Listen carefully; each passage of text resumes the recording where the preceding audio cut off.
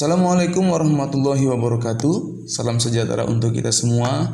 Pada kesempatan yang berbahagia ini, saya Muhammad Ardiansa Sembiring akan mempresentasikan laporan tugas akhir program Digital Talent Scholarship tahun 2021 tematik akademik dengan tema Data Scientist Artificial Intelligence untuk dosen dan instruktur pada kelas UI 04. Adapun judul dari program tugas akhir ini adalah estimasi profit perusahaan.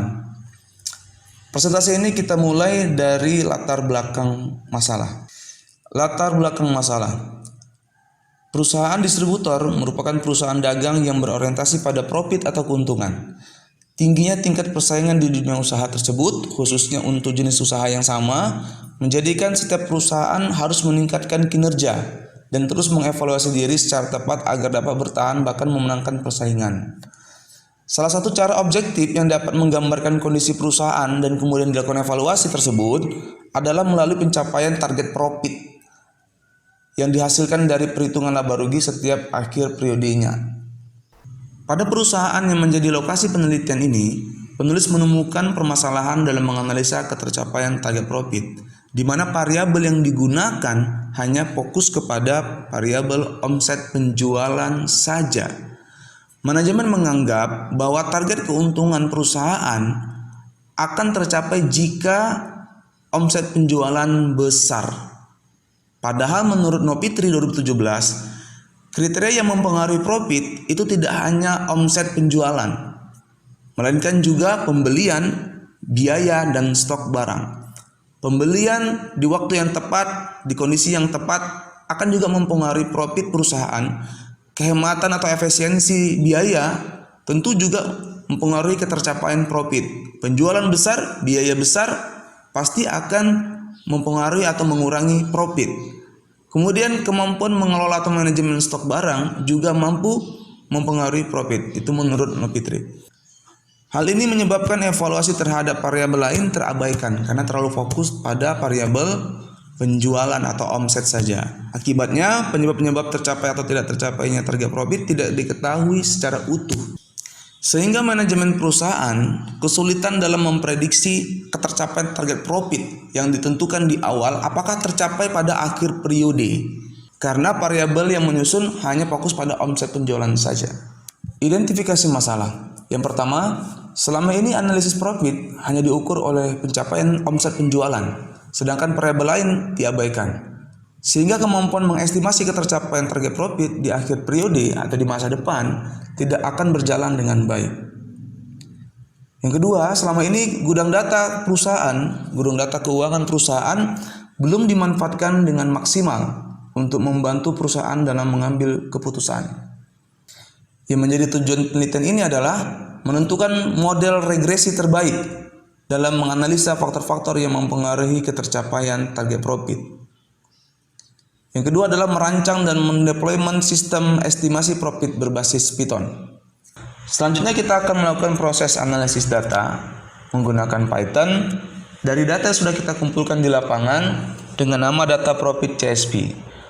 Proses pertama yang kita lakukan adalah melakukan import data menggunakan library Pandas yang kita singkat dengan PD.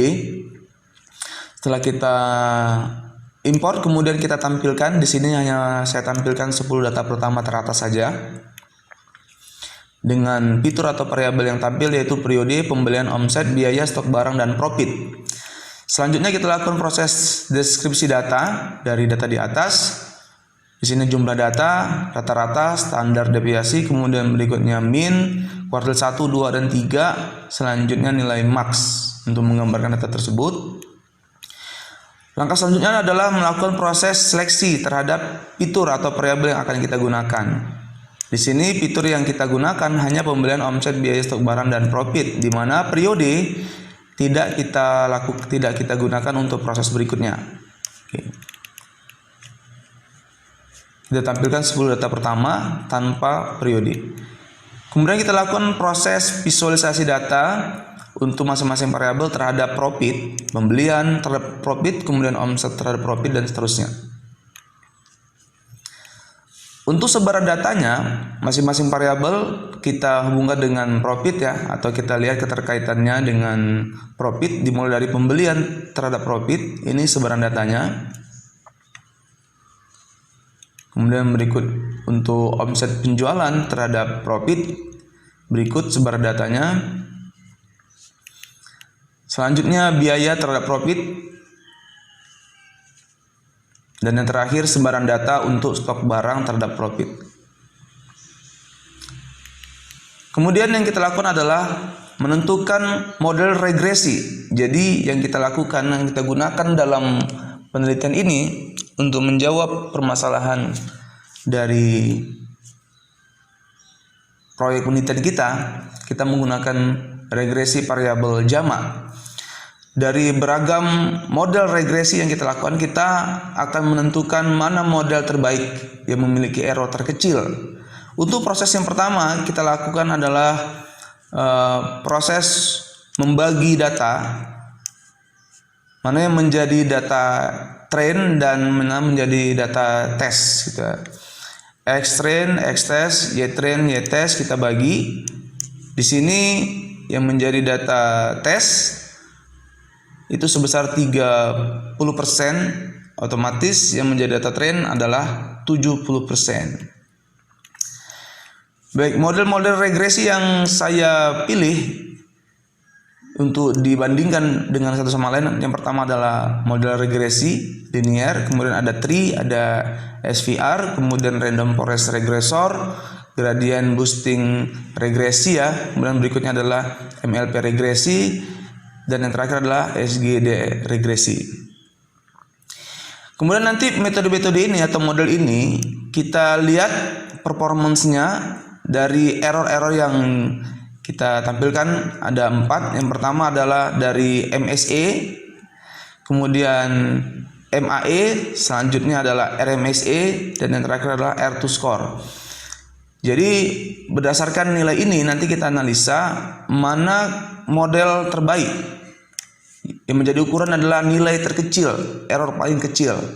Ya, jadi itu akan menjadi model yang paling baik yang akan kemudian kita terapkan untuk membantu perusahaan dalam mengestimasi berapa target profit pada periode berikutnya.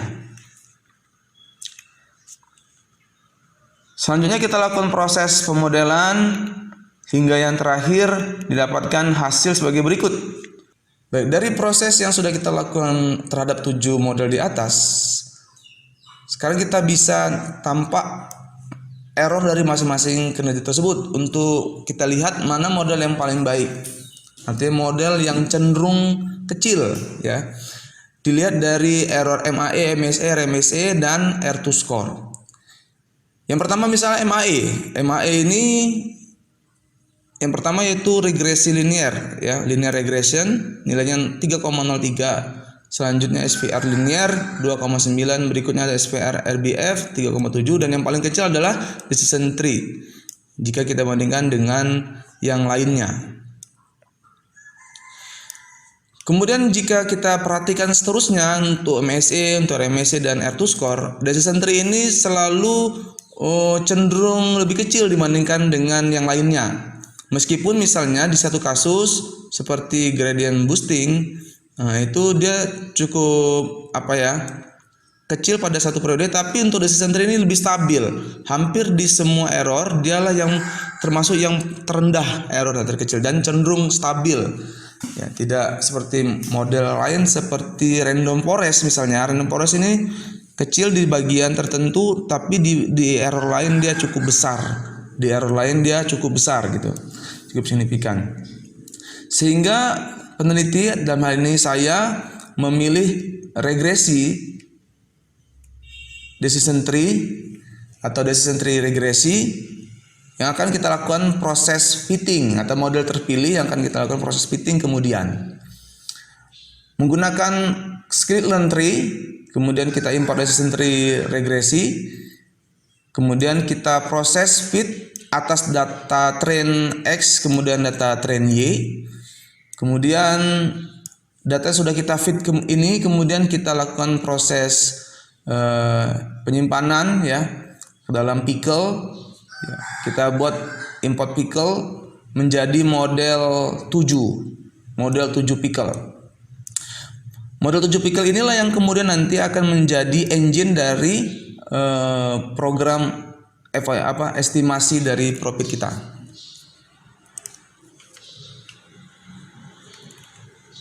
Dalam proses aplikasinya kita lihat ya, model 7 pickle ini yang akan menjadi model yang menjadi engine,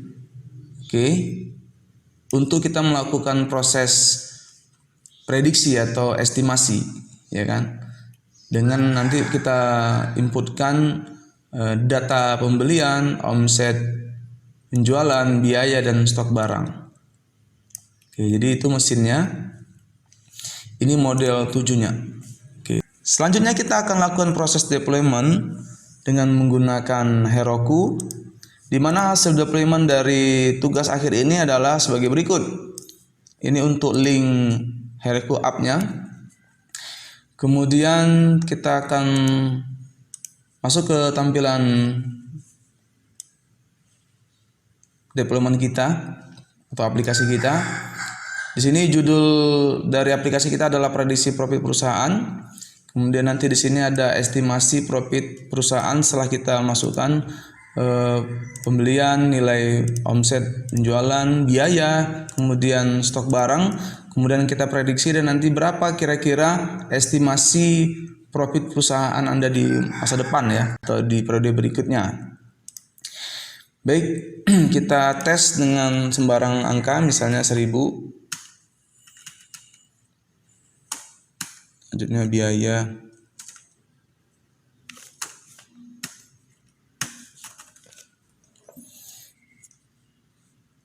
Kita prediksi. Sehingga muncul estimasi profit perusahaan sebesar 31,73 juta dari nilai sembarang tadi ya, nilai pembelian, nilai omset, biaya, stok barang, gitu ya. Kemudian untuk lebih memastikan lagi, kita coba tes dengan data kita. Dengan data kita sendiri.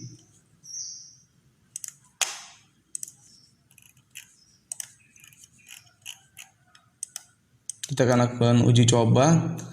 Di sini saya pilih secara random untuk data kita yang Misalnya kita pilih pembelian.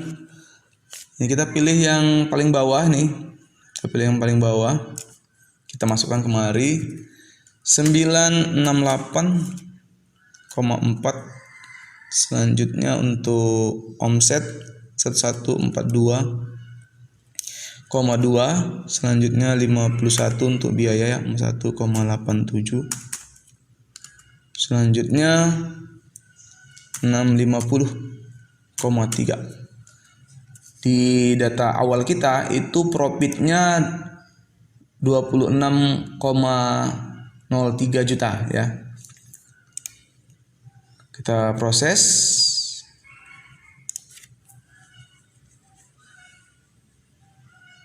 Nah, hasilnya adalah 27,34 juta. Baik, kita perhatikan di data kita sebelumnya itu yang kita ambil kasusnya. Itu prediksinya nilai sebenarnya adalah 26,03. Selanjutnya sedangkan untuk estimasi profitnya menggunakan model decision tree tadi itu 27,3 juta. Ini sudah sangat mendekati gitu ya dari yang ada. Karena memang ada error ya. Errornya tadi sekitar 1, sekian persen ya, 1, sekian persen. Dan ini masih masuk dalam ring dari error tersebut. Jadi ini sudah sangat mendekati. Baik, yang terakhir kesimpulan. Adapun kesimpulan dari proses penelitian yang telah dilakukan dapat disimpulkan beberapa hal sebagai berikut. Adapun model terbaik yang terpilih berdasarkan nilai error yang relatif terkecil dalam mengestimasi profit adalah model decision tree regresi. Itu yang kita pilih dalam proses pemilihan model terbaik tersebut. Kemudian yang kedua, penelitian ini berhasil melakukan proses implementasi aplikasi estimasi profit berbasis Python, sehingga dalam proses simulasi estimasi tadi berjalan dengan lancar untuk melakukan proses prediksinya. Cenderung mirip ya tadi tidak bersih sama karena ada error sekian persen ya pada saat kita mencari model terbaik gitu. Untuk data center itu ada 1, sekian persen untuk MAI tadi. Itu masih dalam range error gitu. Oke. Demikian presentasi tugas akhir yang dapat saya sampaikan pada kesempatan ini. Di akhir presentasi ini saya juga ingin menyampaikan ucapan terima kasih kepada khususnya Bapak Muhammad Anwar Maksum dan Bapak Terry Argiadipa yang telah banyak membantu kami, yang telah banyak menyampaikan ilmunya kepada kami dalam proses pembelajaran di data science ini. Dan terkhusus kami ucapkan terima kasih kepada Kominfo yang telah menyelenggarakan kegiatan ini. Kami berharap kegiatan ini bisa bermanfaat untuk kami dalam pengembangan proses pembelajaran di kampus kami masing-masing. Saya sudahi. Assalamualaikum warahmatullahi wabarakatuh.